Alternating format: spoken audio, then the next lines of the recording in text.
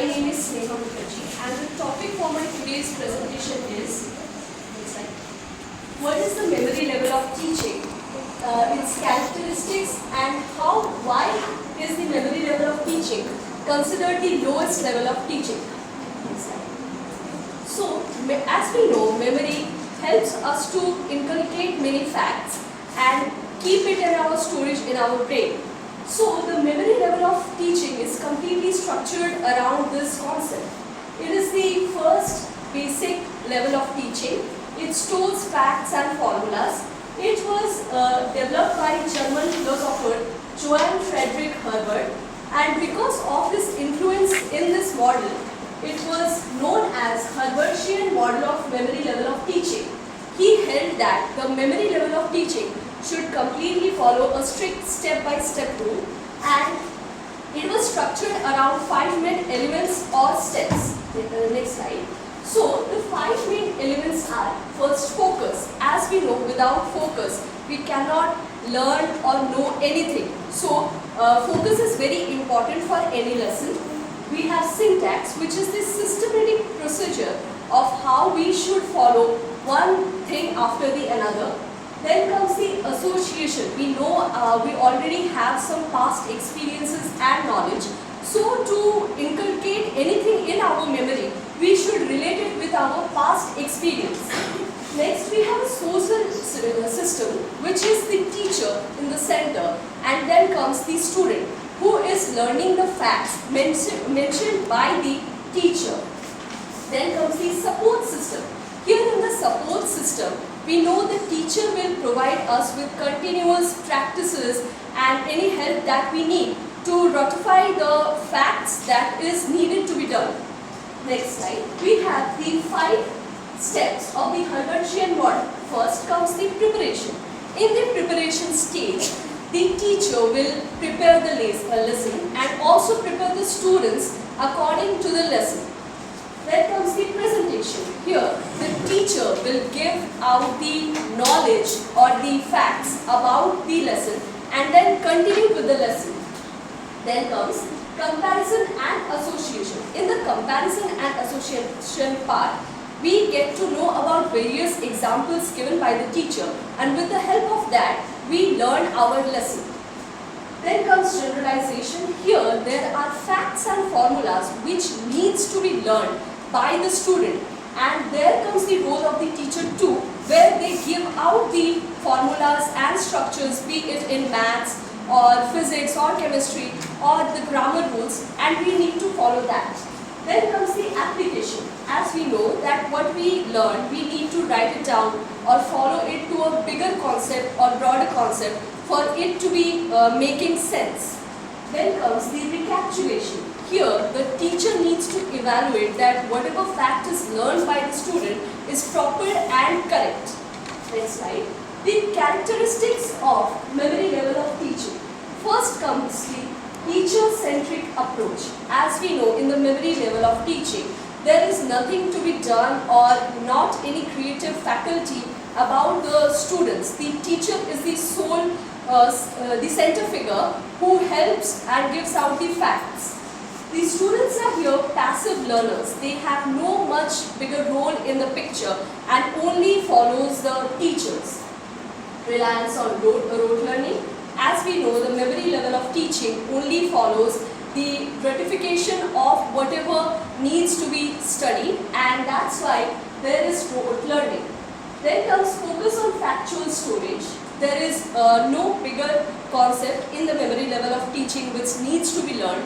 So we need to learn the facts, be it given numbers or grammatical rules. Then comes the minimal cognitive effort. Here, as we are not creating something of our own, the efforts that we put in our studies or in learning are very low. Next slide. We have the hierarchical foundation and linear sequencing. This goes hand in hand. As we know, there are steps to memory level of teaching where we need to learn. If we do not know the ABCs, how can we turn it into a sentence?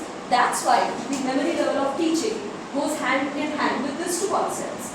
Then comes the absence of personal interpretation. Here the students are not given any scope to express their own ideas. They are only learning and they are memorizing whatever the teacher is telling them.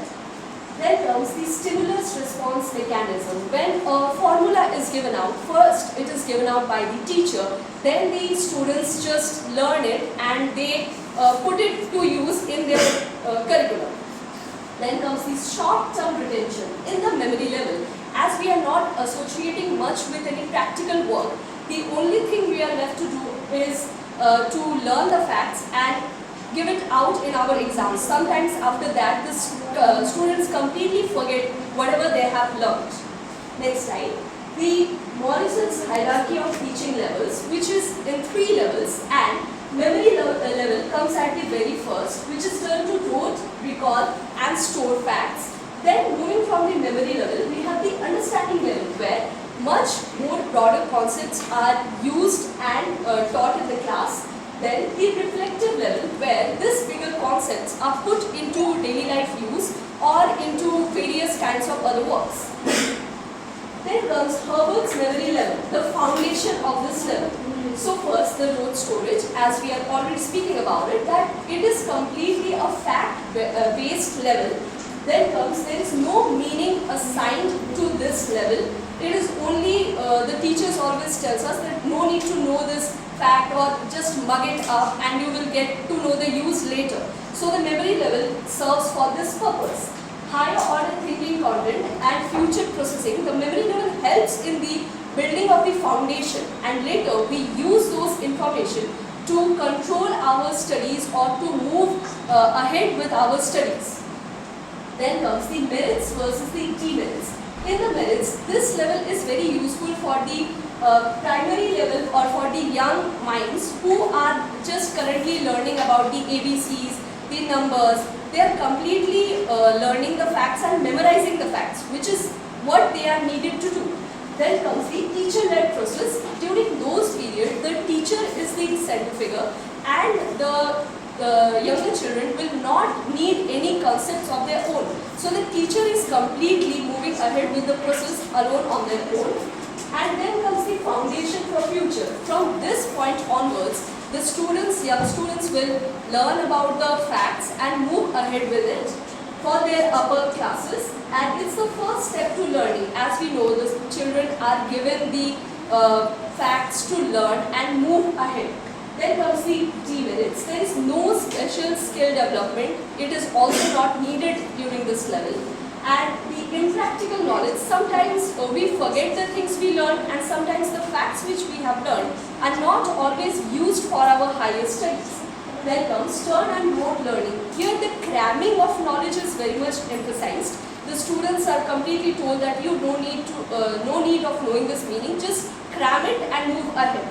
Then comes the intelligence is ignored over here, as we know that students are not much intelligent or can develop ideas of their own.